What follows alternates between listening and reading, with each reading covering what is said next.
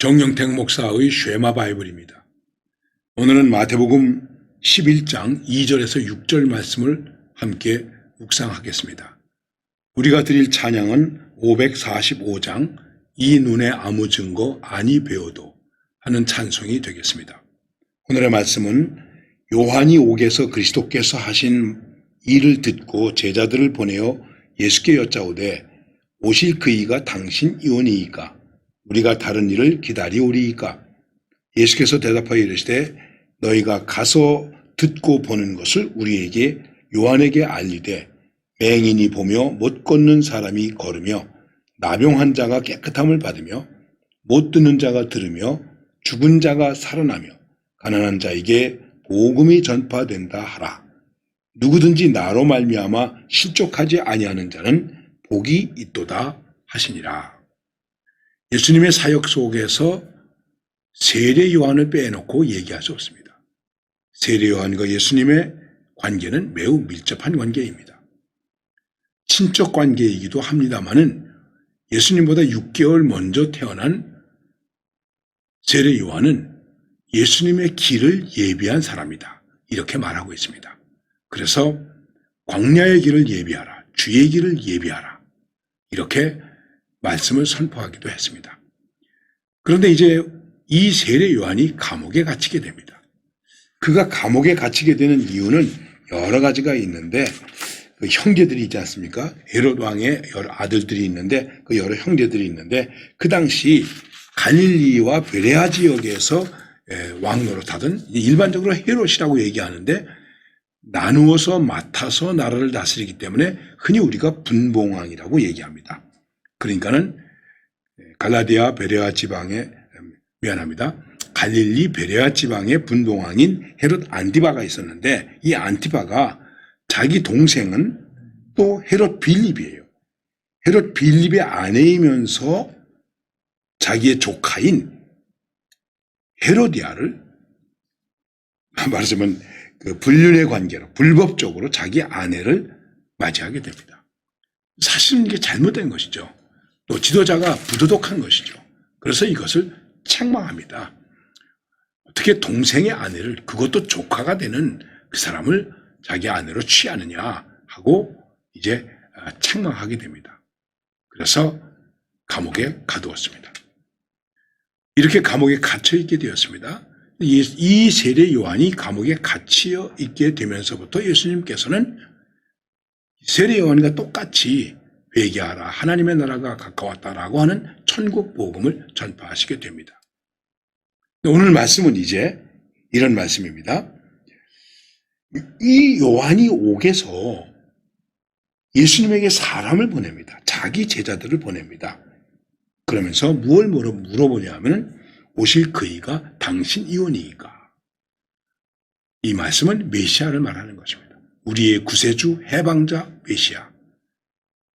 세례 요한은 예수님이야말로 우리의 해방자 메시아입니다. 보라 세상 죄를 지고 가는 하나님의 어린 양이로다. 이렇게 증언했던 사람인데 지금 제자들을 보내서 이렇게 오셔야 할 분이 당신입니까?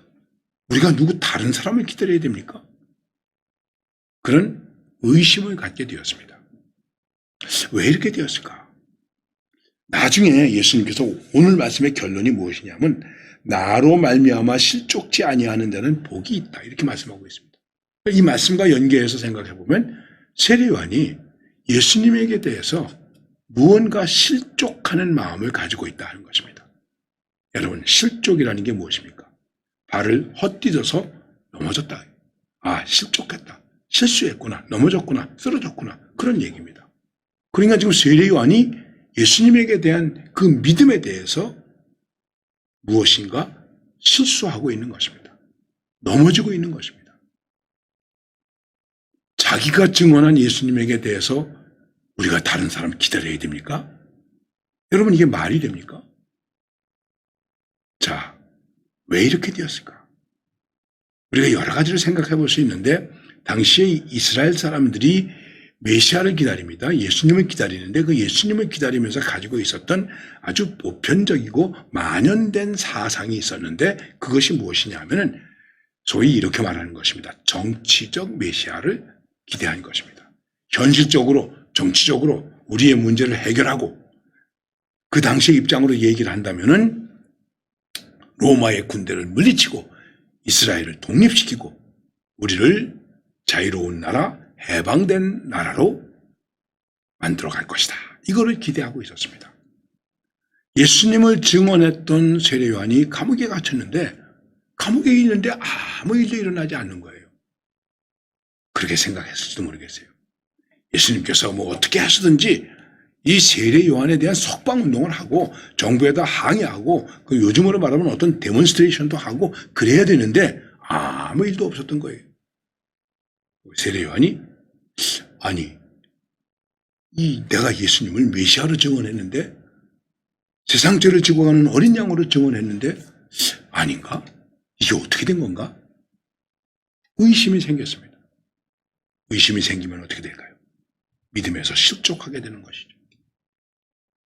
그렇습니다. 왜 이렇게 될까요? 자기 생각에 빠져 있기 때문에, 자기 주관에 빠져 있기 때문에, 자기 상황에 빠져 있기 때문에, 자기 입장에 빠져 있기 때문에 그런 것입니다. 그렇습니다. 우리들이 믿음의 시험에 드는 이유 중에 하나는 다 자기 입장에 빠져 있기 때문에 그런 거예요. 왜 내 입장을 생각해 주지 않느냐? 왜 목사님은 이 상황을 이해해 주지 않느냐? 왜 내가 지금 어려운 가운데 있는데 신방도 안 오느냐? 그러면서 우리가 실족하는 거예요. 자, 여기에 대해서 예수님의 대답을 들어보십시다. 예수님은 이렇게 말합니다. 가서 너희 선생님한테 가서 보고 듣는 거 그대로 얘기하라. 맹인이 본다. 걷지 못하는 자가 걷는다. 나병한 자가 깨끗함을 받는다. 듣지 못하는 자가 듣는다. 죽은 자가 살아난다. 가난한 자에게 복음이 전파되고 있다. 복음이 전파되고 있다. 중요한 것이죠. 인간의 삶의 상황이 어떠한 상황이든지 그게 어려운 상황이든 아니면 좋은 상황이든 나쁜 상황이든 가장 중요한 것은 그 안에서 무엇이 일어나야 되겠습니까? 복음의 역사가 일어나고 있다. 너희들 다 보지 않느냐? 복음의 역사가 일어나고 있다. 복음의 역사는 어떤 역사일까요? 회복시키는 역사입니다. 고치는 역사입니다. 살리는 역사입니다. 어떤 것이든지. 여러분, 복음의 역사는 살리는 역사입니다. 사랑의 역사입니다. 복음의 역사가 이것이 아니라면 복음의 역사가 아닙니다. 여러분, 우리가 이것을 분명히 해야 됩니다. 기적이냐 아니냐를 얘기하는 것이 아닙니다. 복음의 역사가 일어나는 곳에는 치유, 회복, 구원, 사랑의 역사가 일어나고 있다. 사랑의 역사가 일어나고 있다. 가서 그렇게 말해라. 복음의 역사가 일어나고 있다. 그러니 내가 오실 그 사람이라는 얘기죠. 그러면서 주님께서 결론적으로 말씀하시기를 나로 말미암아 실족하지 아니하는 데는 복이 있도다. 예수님과의 관계에서 예수님을 믿는 데 있어서 그 믿음에서 시험에 들지 말고 실족하지 않아야 된다 하는 것을 말하는 것입니다. 그리고 우리가 이렇게 실족하게 되는 이유는 무엇일까요? 그것은 단절되면 실족하기 쉽습니다. 세례 요한이 감옥에 갇혀 있습니다. 모든 것과 단절되어 있습니다. 단절되어 있습니다. 그러니까 얼마나 답답했겠습니까? 그래서 어떡하면 사람을 보내요. 이게 세례 요한이 잘한 것입니다. 여러분, 단절시키지 마세요. 요즘 현대인은 단절이라고 하는 자기 감옥에 갇혀 있습니다. 그래서 소통을 못합니다. 커뮤니케이션이 일어나지 않습니다. 우리가 믿음 생활하면서 아주 중요한 것이 있는데 그것은 언제나 복음의 커뮤니케이션을 이루어야 됩니다. 목사님과 교우들과 구역식구들과 우리 믿음의 공동체 안에서 복음, 주님을 중심으로 한 커뮤니케이션이 우리 가운데 일어나야 됩니다. 그래서 믿음에 실족하는 일이 없어야 됩니다. 그래야만이 우리의 믿음이 더욱더 믿음될 수 있다고 하는 것입니다. 어떠한 형편에서든지 어떤 입장에서든지 우리는 행여나 아주 작은 의심 하나 때문에 작은 자기 생각 때문에 자기 상황 때문에 자기 환경 때문에 내 믿음에 실족하는 일이 없도록 해야 됩니다. 그러기 위해서는 어떻게 되겠습니까? 복음적 역사를 보고 복음적 대화를 일으키고 복음적 교제를 갖는 것입니다. 이런 역사를 우리 가운데서 계속해서 일으켜 나가서 믿음에 실족치 않는 하나님의 사람들이 되시기를 바랍니다.